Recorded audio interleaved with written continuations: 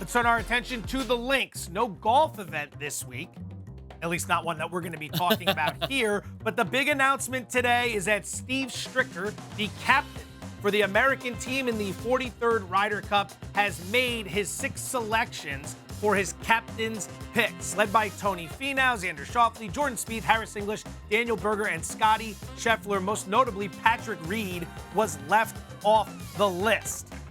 So you take a look at this. The last time these two got together, Team Europe won at Le Golf National, 17.5 to 10.5. This will be held at the end of the month, September 26th, Whistling Straits in Wisconsin. What did you make of Stricker's captain's picks?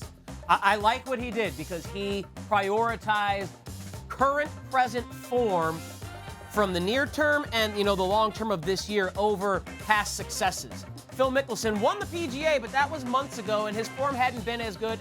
He's also 50-plus years old. Patrick Reed, Captain America, one of the best Ryder Cup competitors we have, has been sick battling COVID and hadn't had a top 20 since early June. His form had fallen off. Guys like Scheffler, like Finau, like Xander Schauffele, some of these guys who are kind of newer or making their debut, Harris English as well, in this type of format, Ryder Cup, much better current form that you saw through the FedEx Cup playoffs. So I like what he did, trying to get the best, hottest American golfers to try and get this Ryder Cup back on American soil, rather than yielding to past successes and hoping Phil Mickelson, the best version, shows up, or hoping that P. Reed all of a sudden gets healthy in his form return.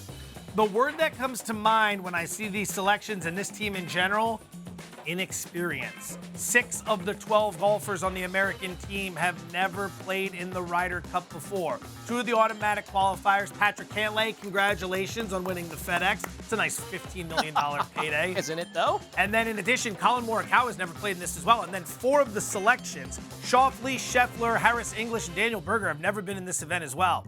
There's a lot of pressure in this event. This is very different than a stroke play event over 4 days at Jack's Course in Ohio in July, or whenever they play the Memorial. This is big time going up against the Euros. And for 6 of the 12 to have no experience, it could work out very well for Stricker, but it might not. That's the word that comes to mind. So with that in mind, the U.S. is a minus 187 favorite. Europe is plus 188 on the comeback. How would you bet it as of right now? Just because of the price, I would take Europe at plus 188. Though I will say in Stricker's defense, he brought this stat to the table. Since 2008, U.S. Ryder Cup rookies are 40, 29, and 17 in their first Ryder Cup. So rookies have not been the issue. It's been the stalwarts that have cost the U.S. a lot of these Ryder Cups. Tiger, shockingly, average at Phil, a lot of these guys have not been that great.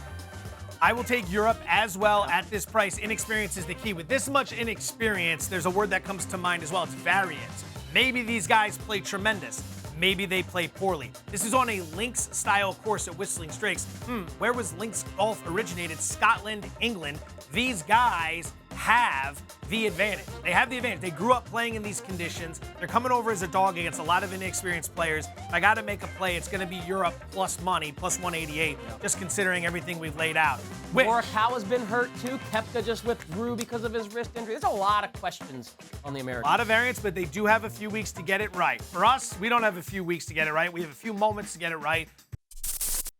Thanks for watching ESPN on YouTube. For live streaming, sports, and premium content, subscribe to ESPN+.